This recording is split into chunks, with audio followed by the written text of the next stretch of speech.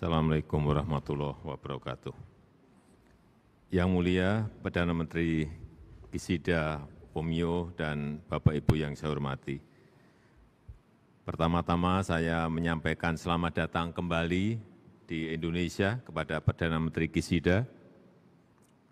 Suatu kehormatan bagi saya menerima kunjungan yang mulia dan saya menyambut baik komitmen yang mulia untuk terus memperkokoh hubungan bilateral antara Indonesia dan Jepang.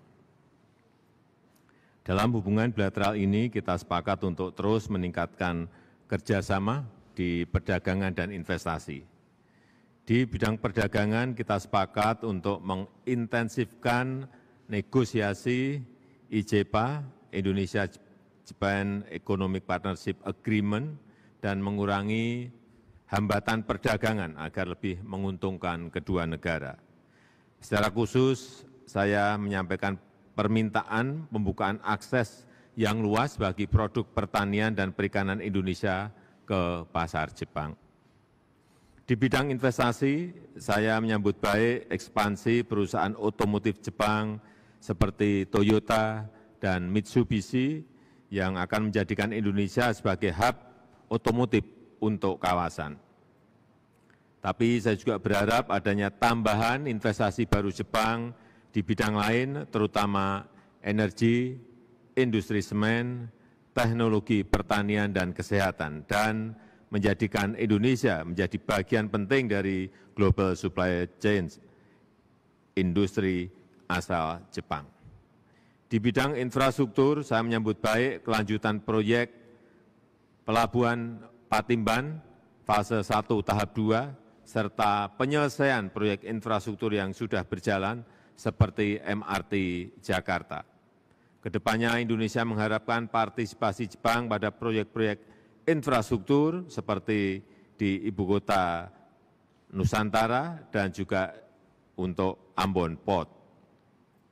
Di sektor kelautan dan perikanan, saya menyambut baik partisipasi Jepang dalam pembangunan sentra kelautan dan perikanan di Natuna dan Biak yang telah selesai, dan komitmen pembangunan sentra-sentra serupa di Sabang, di Moa, di Somlaki, dan Morotai. Di sektor energi dan lingkungan hidup, saya mengharapkan percepatan tindak lanjut kerjasama transisi energi melalui investasi energi baru terbarukan seperti hidrogen, biomasa, dan metanol, serta finalisasi dan implementasi MOU kerjasama lingkungan hidup. Di sektor ketenagakerjaan, saya menekankan tentang potensi besar pekerja migran Indonesia untuk mengisi lowongan kerja di Jepang. Penguatan kerjasama, pelatihan bagi calon pekerja migran Indonesia harus kita kerjakan bersama-sama. Mengenai isu kawasan dan isu global, khususnya mengenai Ukraina, saya menekankan ajakan Indonesia agar semua negara menghormati kedaulatan dan integritas wilayah negara lain secara konsisten. Perang Ukraina harus segera dihentikan, dan kita bersepakat untuk menciptakan situasi yang kondusif agar perundingan dan solusi damai dapat segera tercapai. Sejauh ini, saya telah melakukan pembicaraan dengan sejumlah kepala negara, kepala pemerintahan negara lain. Sekali lagi, perang harus segera dihentikan dan solusi damai harus segera dicapai. Dunia harus bekerja sama untuk mengatasi dampak perang, baik dampak kemanusiaan maupun dampak perekonomian. Presidensi Indonesia di G20 akan kita manfaatkan sebagai katalisator penanganan kemanusiaan dan pemulihan ekonomi dunia. Mengenai Myanmar, saya menekankan pentingnya kerjasama antara ASEAN dan Jepang untuk memastikan bahwa 5 Point of Consensus ASEAN dapat dijalankan. Terakhir, kita juga membahas kerjasama Indo-Pasifik agar menjadi kawasan yang damai, kawasan yang stabil dan sejahtera.